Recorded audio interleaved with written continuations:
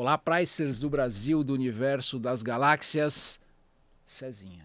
Estamos nós aqui, Wilson. Momento épico. Momento épico. Novamente nós dois. Novamente nós furando dois. a panela existente Nossa, nesse grupo. É uma panela. Eu tenho certeza disso. Isso é garantia de um episódio bom. Isso. Tamo junto. Isso aí.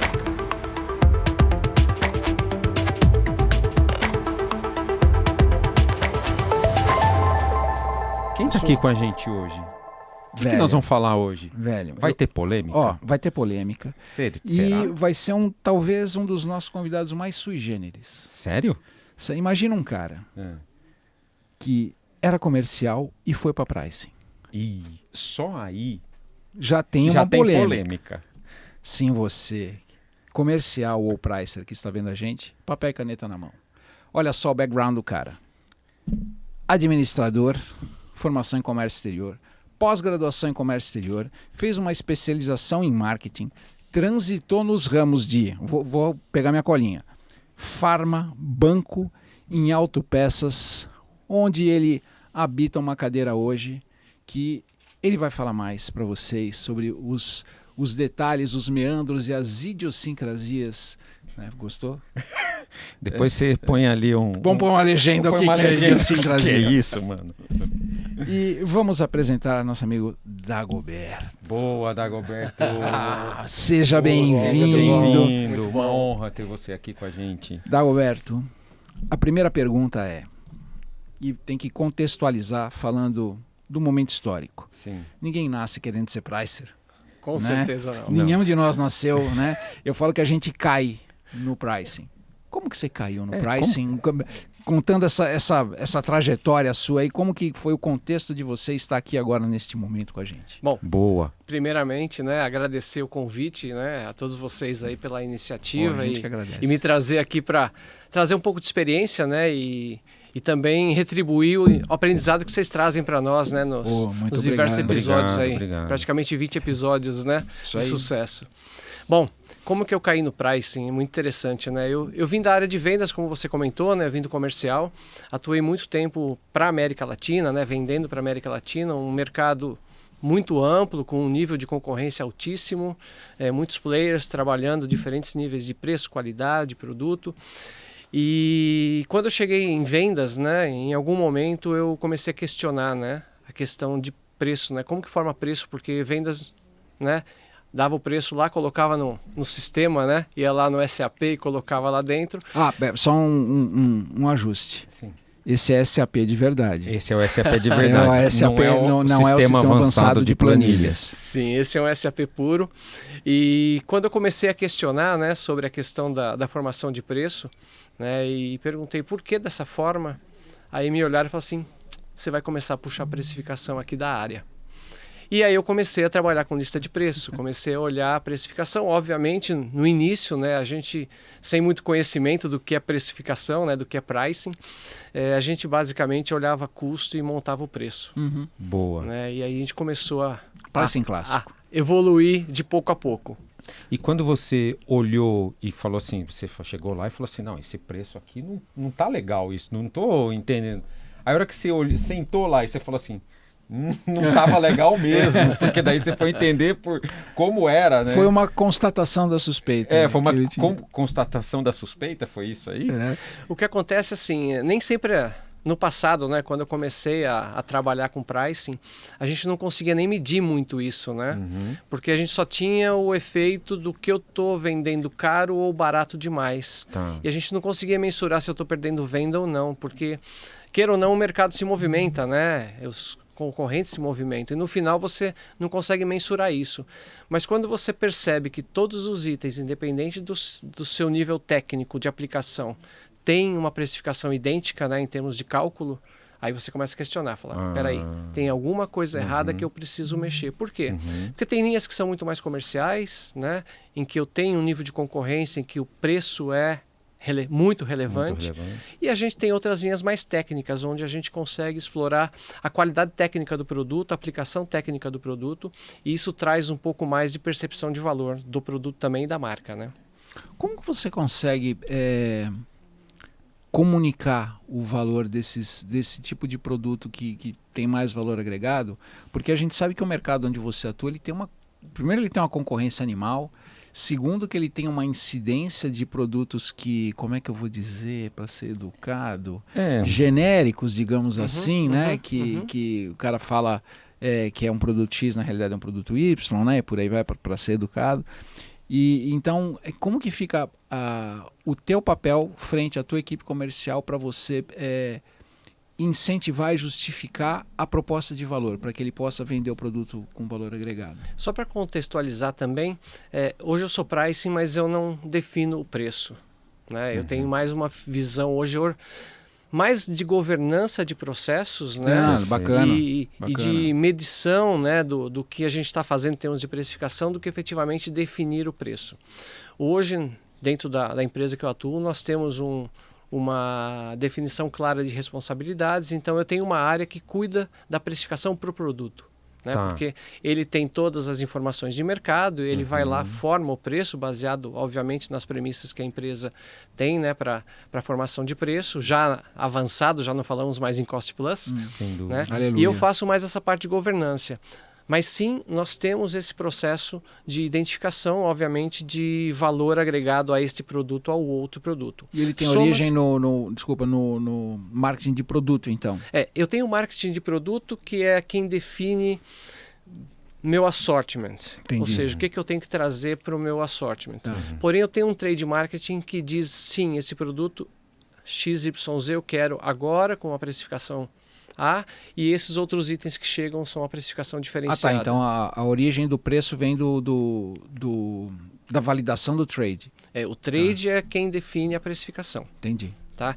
E o que nós fazemos não é somente a operacionalização disso, porque eles também têm um papel dentro da operacionalização do preço em sistemas, mas toda essa parte de entendimento dos níveis de precificação, do acompanhamento, se eu tenho uma equalização de preço adequada para o meu mercado, porque dentro da nossa organização a gente trabalha muito forte a questão de política comercial e a gente busca sempre ter transparência com relação ao que a gente pratica para o mercado. Então, dificilmente a gente vai olhar para um canal de distribuição e fazer precificação diferenciada, porque a gente tem o mesmo nível da cadeia e a gente respeita esses níveis de cadeia com é até uma coisa muito forte para a gente em termos de valores, né? Eu não quero furar cadeia, né? Então, eu não vou chegar no segundo nível da cadeia com uma precificação de primeiro nível.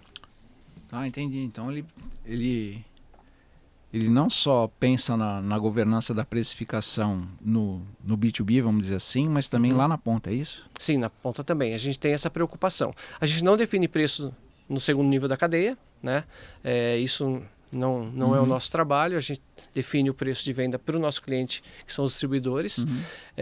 Mas, obviamente, tem toda uma questão de mercado em que os preços acabam se equalizando também, até porque o mercado é muito monitorado por eles, né? Nesse primeiro nível da cadeia eles monitoram muito o mercado, então eles procuram otimizar o ganho deles. Acho que você falou uma coisa bacana, que é como eu gerencio para não gerar esse risco de conflito, né? Exato. Na minha estratégia de preço ou na minha política comercial. Só para entendimento um pouco do segmento que você está atuando, os distribuidores, eles têm mesma região geográfica ou você separa um pouco esse risco, separando a geografia e não fazendo que eles compitam ou tenham uma competição dentro da mesma região? Então, a concorrência é livre, né? Então, a concorrência, para mim, está dentro da forma como eles atuam no mercado, seja com a força da marca desse distribuidor, desses distribuidores, né? Mas não na precificação. Por quê? Porque dentro do nosso trabalho, e isso é um comitê regular, né? Mensalmente a gente define a política comercial para o mercado. Então, eu tenho envolvido o grupo de trade marketing, eu tenho envolvido o grupo de vendas e eu tenho um representante da minha área que participa para também trazer um pouco dessa argumentação. Dentro desse contexto, é definida a precificação, considerando níveis de cadeia, nível de especialidade do cliente para formação de preço. Então, a gente tem um nível de preço em que não gera concorrência entre eles por preço. Tá? Então, quem faz o preço para o mercado é o meu distribuidor. Eu não interfiro nisso. Mas até aqui você garante, depois ali você monitora? A gente consegue monitorar porque a gente tem informação que a gente recebe, mas a gente não atua nisso. É só para conhecimento de como está o mercado se posicionando. Até porque, né, quando eu recebo informação de concorrência, normalmente eu recebo informação do segundo nível da cadeia. Tá. Então eu consigo fazer aí um trabalho de comparação para entender se eu estou desposicionado ou não e de que forma eu consigo me posicionar melhor no mercado. Boa. E você tem e-commerce direto, que vem direto para o B2C ou não?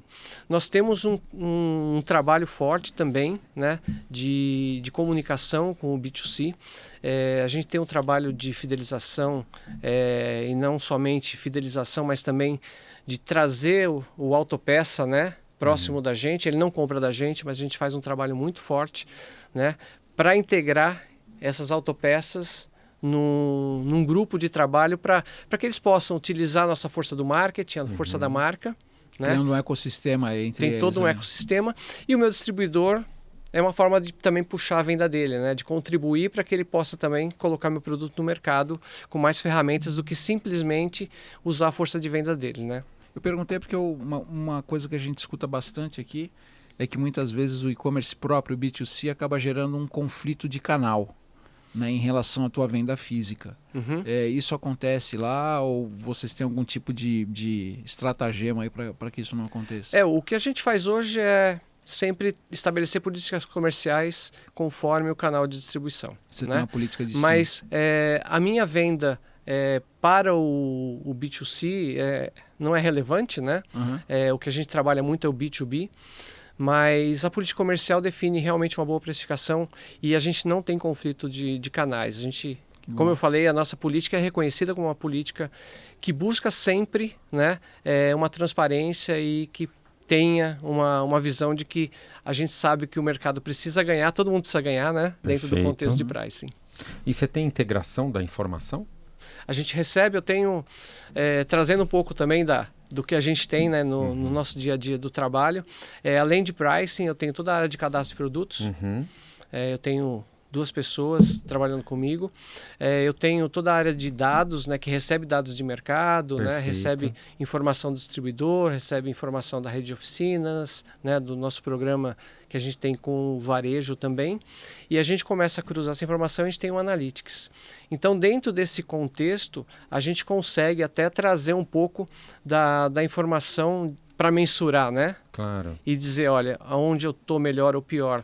Eu até comentei com o Wilson aí nos bastidores, né? A gente tem alguns analytics que permitem a gente contribuir, né, na venda do nosso primeiro canal, né, de distribuição, mostrando quais são os produtos que a gente tem mais giro, né, no mercado, através de um distribuidor e tentar fazer com que ele consiga aumentar o assortment dele de venda para o mercado, né, com conhecimento. Então, é como uma troca, né? A gente recebe informação do meu distribuidor, do meu cliente, e a gente dá para ele, né, através dos consultores de vendas, né, um embasamento para que ele possa trabalhar também o melhor assortment dele. É uma retroalimentação. A gente alimenta, ele recebe a informação, ele atua, né, desde que seja um item relevante para ele, que traga também um benefício a ele. E a gente consegue fomentar mais a nossa venda em regiões talvez menos exploradas, né? Eu vejo o Dagoberto falando sobre sortimento, mas, cara, fala aí mais ou menos quantos produtos tem aí nesse sortimento aí. Isso depende muito, Vamos ver se todo mundo está sentado primeiro, porque a hora que ele falar galera, quantos produtos tem... Aí, Isso depende muito de cada país, né? Quando eu falo do nosso negócio, né? Eu falo toda a América Latina. A gente fala América Latina sem México, que está conosco. Então, quando eu olho isso e olhando a diversidade de mercados que a gente tem, né, diferentes competidores, hoje eu tenho em torno de 25 mil part numbers, SKUs, para gerenciar. Óbvio, né, nós temos de curva A, B, C e D. Dentro dessas curvas, eu tenho os itens de maior foco e menor foco. Então, a gente também faz uma gestão um pouco mais estratégica para os itens de maior foco. E como trabalha o desenvolvimento do sortimento, tendo 25 mil.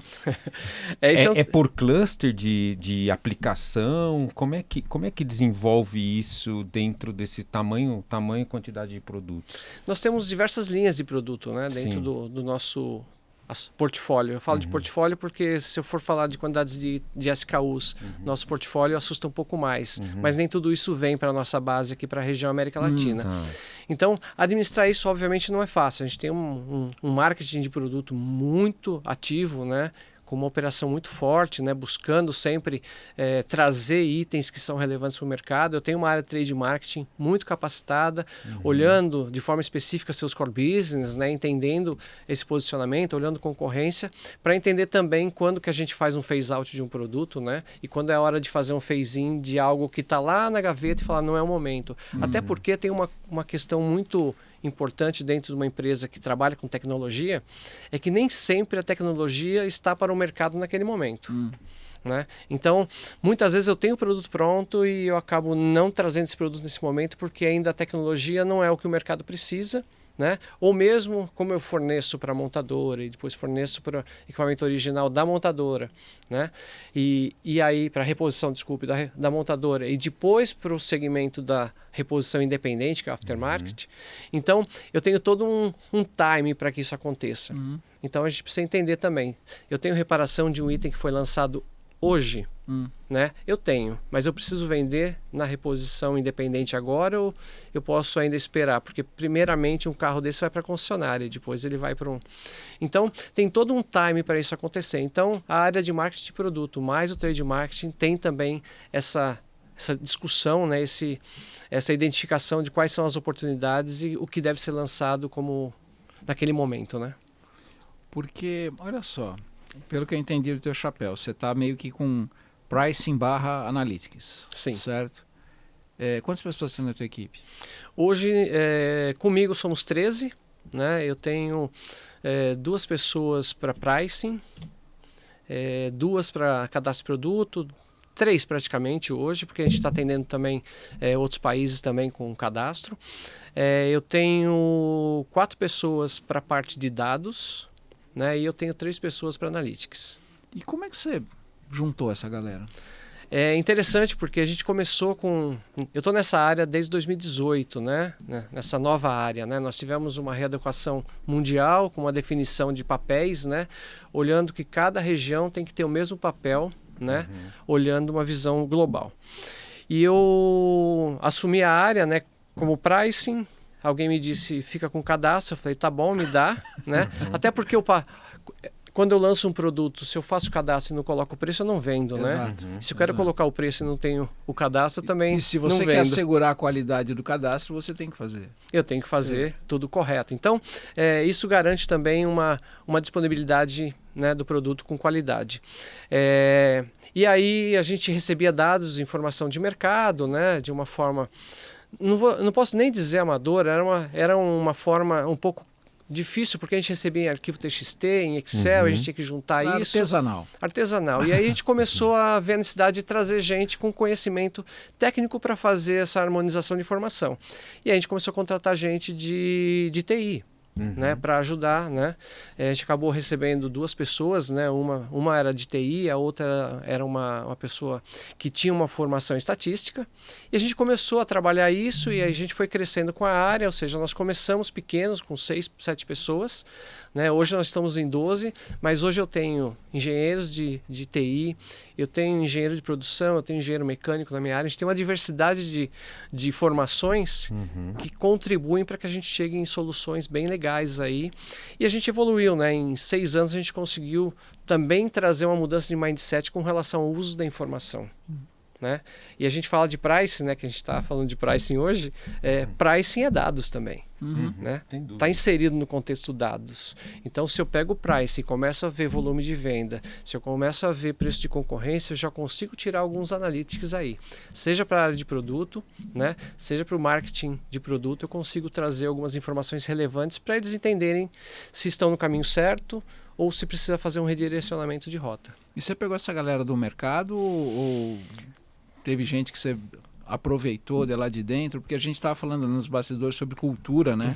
Sobre entendimento de empresa, que a gente fala, se a gente quer que o cara saia pilotando o carrinho com mais assertividade logo no começo, assim, precisa entender bem da empresa, né? Então, com 12 pessoas com essa diversidade de skills aí, como é que você fez isso, cara? Olha, eu vejo vocês falando, né, sobre price, né, nos podcasts, eu falo, tecnicamente, em conceitos de pricing, eu não tenho muito conceito de pricing em si. Eu leio, participei de um projeto global de 2009 até 2017, né, trabalhando com precificação, definição de conceitos, mas eu não estudei para pricing, né, como, né, o Wilson, por exemplo, comentou aqui, né, que ele já fez uma pós, né?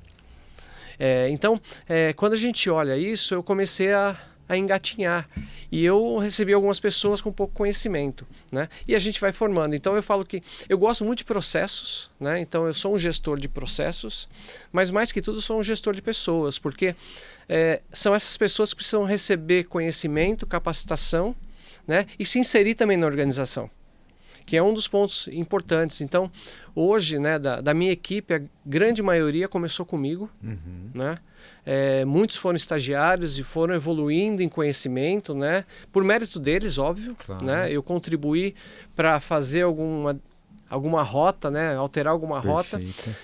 Até porque a gente já tem uma certa vivência, né, profissional, então a gente tem que usar isso também para a gestão de pessoas. Mas a gente acaba formando pessoas e isso é muito bacana. Né? A gente traz gente com conhecimento e também gerando a necessidade de conhecer mais. Então, o meu pessoal sempre está se capacitando, utilizando todas as plataformas possíveis para aprender um pouco. Então, no TI, eu tenho um engenheiro de produção hoje que conhece bem de TI e não é o foco principal de engenheiro de produção, ou mesmo de engenheiro mecânico. Né? Então, a gente tem muita formação lá e isso faz com que a gente consiga ter bons resultados. Mas sempre a gente tem que trabalhar na formação da pessoa, na capacitação e inseri-la na organização. Aí a gente tem um resultado e uma equação boa para fechar legal. Boa. Pensando um pouco nisso que você falou, tem que ter um pouco também das pessoas que estão ali, ele tem que ser um pouco analítico sistêmico também, né? Muito, né? Sim. E não é somente... claro que você vai desenvolvendo ao longo do tempo, mas acho que quando você vai buscar, você já tem que buscar um cara que tem esse perfil, né? Um pouco esse analítico / sistêmico, porque não adianta o cara ser só analítico, mas ele tem que entender de como programa, como talvez tenha que programar, fazer alguma coisa mais em plataformas diferentes, sistemas diferentes. Então, como é que é isso mesmo? É um cara meio... É o que a gente chama de unicórnio, né? O cara tem que saber de negócio, de sistema e de análise. É o ninja. Né? É o ninja. Isso. É o ninja ou não? Dá para formar um ninja? Dificilmente a gente acha alguém com pouca experiência ninja, né? Ele ainda vai ter que lutar bastante, né? Perfeito. E pegar muito ensinamento aí com o mestre, né? Mas o ponto principal é que a gente tem que identificar no momento da entrada qual que são as principais competências que você enxerga nele, né? Então a capacidade analítica, sim, esse acho que é o ponto principal, né? Porque eu estou inserido numa área de dados, né? E ele precisa fazer uma boa análise. E até mesmo porque nas tarefas de pricing ou mesmo de cadastro, a gente tem um papel muito importante para que eu bata o olho e saiba o que eu estou fazendo. Né? Não é simplesmente uma tarefa mecânica, né? Eu vi um preço, eu vou lá e coloco no sistema e está feito. Não. Eu tenho que saber porque esse preço está lá, se ele condiz com uma realidade, né, de produto, né? Se o produto que eu estou cadastrando é um jogo, um conjunto, tudo isso vai levando as pessoas a terem um certo conhecimento, né? E uma capacitação em produto também. Né? Então ele pode ser muito analítico, mas ele não conhece um produto nosso, né? E aí ele pode fazer muitos erros na avaliação, porque ele pode comparar com alguma coisa que não tem uma relevância. E assim, a gente vai desenvolvendo, né? Então, como eu comentei, né? Eu tenho algumas pessoas que fizeram engenharia que não tinham contato com TI e hoje programam. Trabalham com SQL, com Python ou com outras tecnologias, né? Se precisar, depois eu pergunto para o meu pessoal, né? Para os universitários, né? Para a gente entender. Mas a gente tem muita linguagem de programação que é adquirida no decorrer do estágio, né? Atendeu muito bem a expectativa, conseguimos trazer uma efetivação, começou e vem construindo a sua carreira. E isso que eu acho que é importante dentro do pricing também. Porque quando a gente fala da carreira do pricing, né, e aquela questão, né, como que funciona, né, formação de preço e tudo mais, eu tenho que conhecer os conceitos de pricing para fazer uma boa precificação. Então, como que eu consigo isso? Capacitando, preparando, orientando literatura, para que a gente possa fazer a equipe crescer. Boa. Você falou um negócio muito interessante que eu tinha anotado aqui, sobre Só um instante, pessoal. caderno. Porra, qual é o problema com o caderno, velho? Não, nada. Vai nessa. Você tá me chamando de velho? Esse não acaba a bateria, né? Vai Esse nessa. não acaba a bateria. Acaba a bateria. Eu só preciso da canetinha aqui, vem junto no tablet também, ó. Vai Só nessa, que essa vai aqui nessa. custa R$1. Vai nessa. Eu anotei no meu caderno aqui um negócio muito interessante. Você mencionou política comercial, que vocês fazem reuniões de política comercial, Exato. né? E aí eu entendo que você, como área de Pricing Analytics, você falou que o teu principal output são informações. Exato. Como é que rola essa reunião de política comercial? Com que periodicidade? E como é que rola a troca de informações e ações aí? Nessa reunião de política comercial, e eu acho que não deve ser muito diferente de outras empresas, né, que focam, né, o atendimento adequado de precificação, de mercado, sempre temos pessoas de vendas, né, com conhecimento do mercado, temos pessoas do trade marketing para falar dos seus produtos, né, até porque quando nós temos algumas ações específicas ou lançamentos, nós temos que levar isso para a área de vendas para que eles entendam qual que é a dinâmica que pode ser utilizada para trazer esse produto numa venda mais forte, né? Então, esse é um momento de discussão. Normalmente são 2, 3 horas de trabalho, né, no mês, onde o pessoal se reúne e traz seus inputs, né? E nós ficamos mais como suporte, porque a gente também tem uma visão até em alguns momentos até tributária, né? Porque queira ou não, o tributo é parte da formação de preço, né? E quase todo entrevistado fala em tributo. Verdade. E muitas vezes a gente está lá e aparece alguma consulta, uma demanda específica que a gente tem que trazer para eles que eles também possam tomar a decisão. Mas a decisão é conjunta, isso é interessante. Porque vendas não define o preço sem ter um parecer, né, conjunto com o trade marketing. Então é uma decisão conjunta de precificação. Não é venda simplesmente falando esse é o preço que eu quero. Porque eles também não têm toda a base de argumentação. Mas eu acho que dentro dessa dinâmica, né, cada um contribui um pouco para equacionar no final. Funciona como vendas traz o input de fora, e aí trade mais a tua área, vocês meio que validam ou não, né, esse input, e todo mundo chega a uma decisão para todo mundo ir de mão dada no final esse do é o dia, ponto, né? Porque é como um contrato, né? Vamos seguir em frente com essa estratégia? Sim. Tá todo mundo de acordo. E aí, obviamente, cada um tem os seus targets para cumprir dentro da corporação, mas vendas, obviamente, quer vender, né? E quer vender com preço que esteja adequado para o mercado. E o trade quer ter um preço bom, porque ele também tem as metas dele de rentabilidade, mas ele quer que o produto dele, que ele brigou para entrar no assortment, esteja no mercado. Então, eu acho que dá um fit legal. E você faz por família ou você faz por alguns SKUs? Porque para discutir, imagina, vocês pegam por 25 aplicação. mil. Porque assim, a gente às vezes tem não sei quantos produtos, mas são aplicações. A hora que você olha, tipo, é um conjunto que vai ser utilizado num carro, mas ali dentro tem um monte de SKU, né? O que acontece é que nem todos os preços mudam todos os meses. Né? Nós também temos uma estabilidade. A gente busca ter uma estabilidade de precificação, até mesmo porque a gente não pode onerar muito o estoque do meu distribuidor. Né? Então a gente olha toda a questão da nossa target de rentabilidade, como todo mundo. A gente olha também que os preços estáveis desde que possíveis, né? E a gente vê onde a gente precisa fazer correção de rota.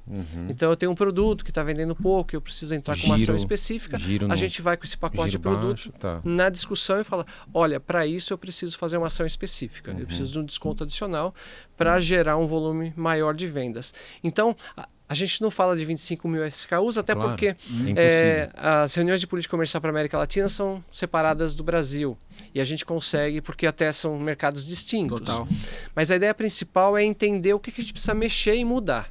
Se não precisa mudar, a gente levanta a mão e fala, aqui não mexe, deixa como tá Tá funcionando. bem, obrigado. E eu não perco meu tempo. Então, óbvio, a gente precisa otimizar nosso tempo, né, e atuar onde tem relevância para a tomada de ação.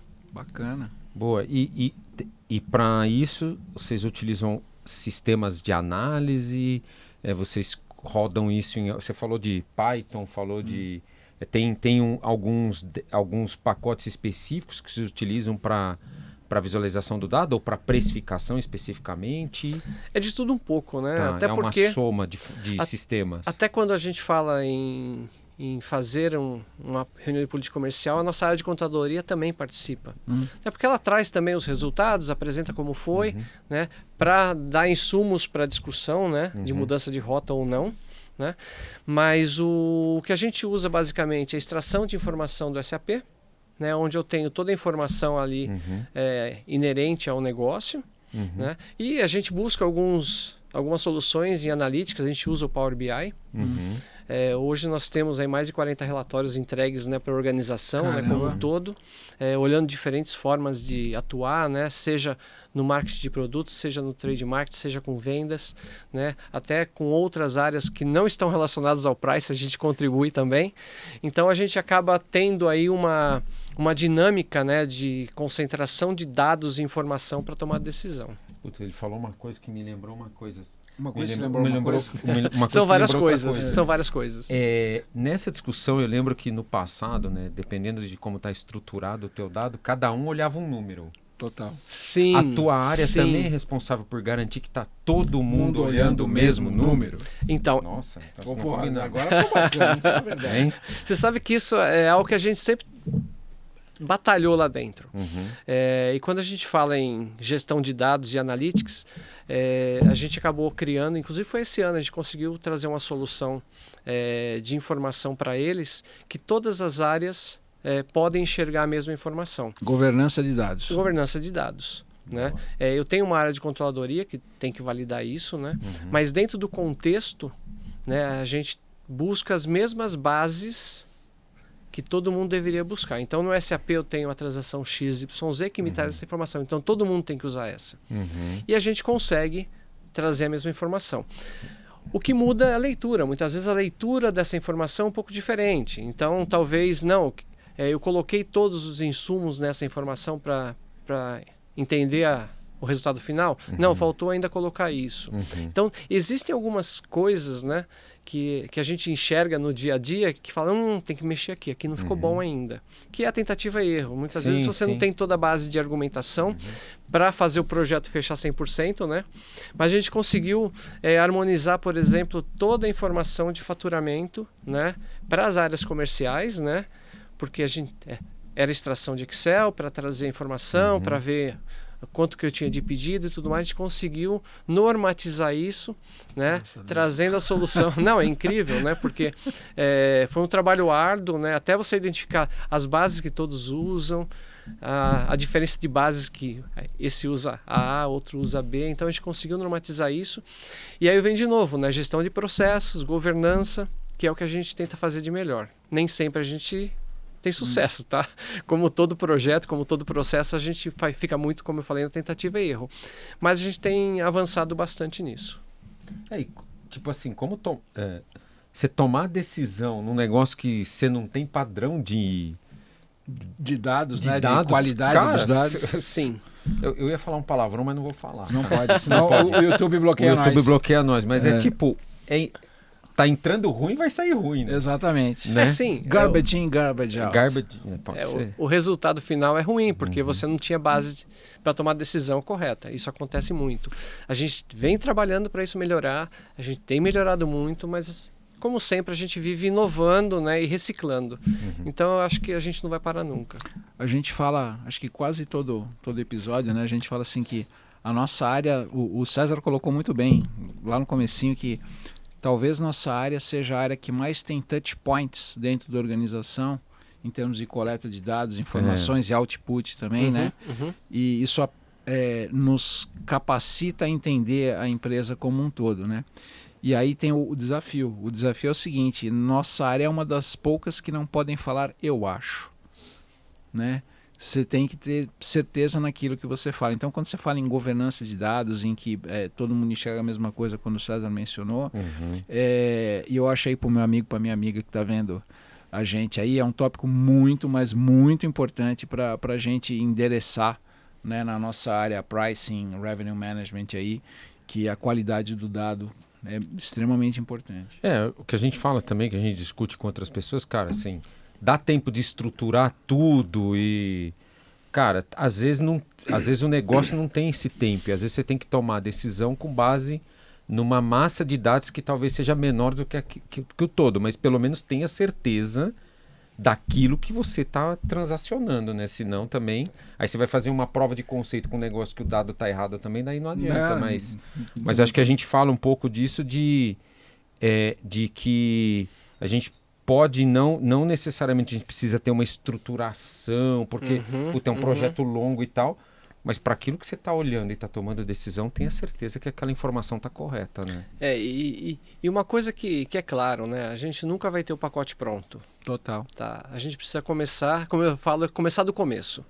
Então, eu vou entendendo quais são as etapas de um projeto, né? E a gente vem trazendo isso pouco a pouco e vai fazendo rotas de correção. Isso é natural e eu vejo muitas iniciativas que nós tivemos no passado, a gente tem ainda hoje, que a gente ainda usa o Excel para fazer algumas análises específicas, porque a gente não tem isso ainda parametrizado para criar uma ferramenta, né, que seja no Analytics e BI, mas a gente vai no Excel e vai testando e vai validando com né, os donos, né, os interessados, e no final a gente consegue trazer uma informação que fala, agora sim está em linha com o que eu achava e está bacana. E aí a gente vai para uma solução de analytics um pouco mais parruda. Boa. Mas inicialmente a gente pode ir para o Excel, né? A gente pode brincar, testar um pouquinho, né? E ver até onde a gente consegue acertar. Você vê? Excel, cara. Assim, deixa eu só tirar uma dúvida assim, Dagoberto, que eu acho que é uma coisa que eu vejo que você trabalha, o mercado que você está inserido tem uma dependência grande das montadoras, né? Para esse segmento, com esse negócio da eletrificação que a gente ouve falar, isso está mudando um pouco? Muda muito para quem está inserido na cadeia como um todo? Tipo, essa mudança desse Os carros elétricos, carro elétrico, híbrido e... Nossa, Isso vai impactar muito, sim. Vai impactar primeiro porque um carro elétrico já tem uma quantidade de SKUs bem menor do que um carro, né, a combustão. Então isso já é uma realidade. A gente percebe que isso pode reduzir, né, muito a quantidade de produtos. E a gente tem que trabalhar para estar inserido nesse mercado também, óbvio, né? É uma empresa de mais de uma centena de anos, né, no mercado, né? Só na América Latina nós já estamos há 100 anos, né? Então é uma empresa que realmente busca, né, estar inserida nesse contexto. O que acontece é que o mercado do carro elétrico ainda não é um mercado, né? Não digo relevante, ele é relevante sim, mas maduro. Mas exatamente, por quê? Porque eu ainda tenho muitas limitações para ter um carro elétrico como o primeiro no volume de vendas. Começa pela questão de abastecimento, depois pela reparação de baterias. Então, a gente ainda tem uma curva aí de aprendizado com o carro elétrico para seguir, né, no momento em que eu diga, agora sim, a gente vai ter que entrar forte porque o carro elétrico está mandando no mercado. Mas vai chegar. Eu acho que também aqui a gente tem uma matriz energética também, que a gente tem o etanol, né? Exatamente. Que também não é muito... Não dá para olhar que aquilo que está sendo feito em outros países, vamos falar mais desenvolvidos, se aplica literalmente àquilo que a gente tem. Porque a gente vê que, aparentemente, o etanol é uma boa solução do ponto de vista de ESG, né? De meio ambiente e tal... mas também a gente vê que tem boas soluções também quando a gente pensa que a gente tem híbrido com tecnologia à base de gasolina e etanol também, né? Então a gente tem uma discussão muito grande também de qual é esse modelo do Brasil dada a nossa matriz energética também. Não necessariamente o que está sendo feito lá fora ou em países mais envolvidos se aplica para cá também, né? Tem que se adaptar, né? E é um mercado, e como você comentou, é um mercado em que a gente tem realmente esse momento de amadurecimento, né? Então, o híbrido já existe há anos, né? Deve ter pelo menos uns 20 anos já atuando no mercado fora, né? Aqui no Brasil ainda é um pouco mais recente. Mas o híbrido já rodava no Japão em 2005, 2007, 2008, já estava por lá, né? Então a gente tem, né? A gente atrasado. A gente tem a visão de que é um degrau da escada. Então eu não consigo ir para o elétrico direto, né? Eu tenho limitações incríveis, né? Imagina você morando num prédio de apartamentos, né, de 40 anos, né, que foi construído, e como você vai abastecer um carro. Então isso vai demorar um pouco para acontecer. Mas dentro do contexto evolução, a gente está no momento de olhar para o híbrido com muito mais relevância, né, do que para o elétrico, puramente elétrico. Bacana. E me fala uma coisa, teu chapéu é América Latina, né? Menos México, pelo que você disse. Como é que funciona a dispersão de preços na tua ótica, assim, né? Porque quando a gente fala de Brasil, já é um negócio complicado, né? Que é um país que é o tamanho do continente, mas você ainda pega mais países, assim. Como é que é? E você sendo responsável por analytics, cara, como é que funciona isso? Isso é quase momento polêmico, hein? Vamos lá. Momento polêmica. Essa é boa. Porque o que acontece dentro do contexto América Latina, com diferentes níveis, né, de países, níveis econômicos, né, a economia não flui, né, igual em cada país. E a gente sabendo que o nosso produto tem um custo igual para em qualquer mercado, porque queira ou não eu produzo esse item no país X e exporto para o país Y, e ele tem que chegar com um nível de preço. Então a gente tenta manter uma precificação muito similar entre os países, com alguma pequena dispersão. Mas eu não posso encontrar preços com 30% de diferença de um país para o outro dentro da minha política comercial. Eu não posso fazer isso, até porque eu posso ter um risco de grain imports. Então esse produto pode voltar para um outro país. Então a gente tem um cuidado muito grande quando a gente fala de governança de preços, entender quais são os preços que estão sendo praticados para cada país, né, através da nossa central aqui no Brasil, e entender se a gente tem algum risco ou não. Então, obviamente, 5%, 6% de diferença de um preço de um país para o outro pode acontecer, considerando o quão importante é aquela linha naquele país, ou quanto aquela linha vai trazer venda adicional, né, para outros produtos também, né, porque acabam vendendo pacotes de produtos. Mas eu não posso ter uma diferença muito grande, porque eu vou gerar um problema. E aí por isso que eu falei que pode até quase ser um momento polêmico, porque as discussões, quando a gente faz essas discussões com os responsáveis por cada país, é muito latente isso, né? E a gente sabe, e eu vim da área de vendas da América Latina, né? Então eu sei como é essa realidade, mas a gente tem que ter não digo padronização de preço, porque não é uma padronização, mas a gente tem que ter preços que não gerem riscos a outros países. Ou seja, eu protejo meu país vizinho vendendo a um preço adequado para o outro. Você começa a ver se você tem uma distribuição lá, pode rodar a América Latina inteira. O distribuidor tem competitividade, ele começa a jogar para outro país. Então a gente tenta ao máximo proteger também os nossos mercados.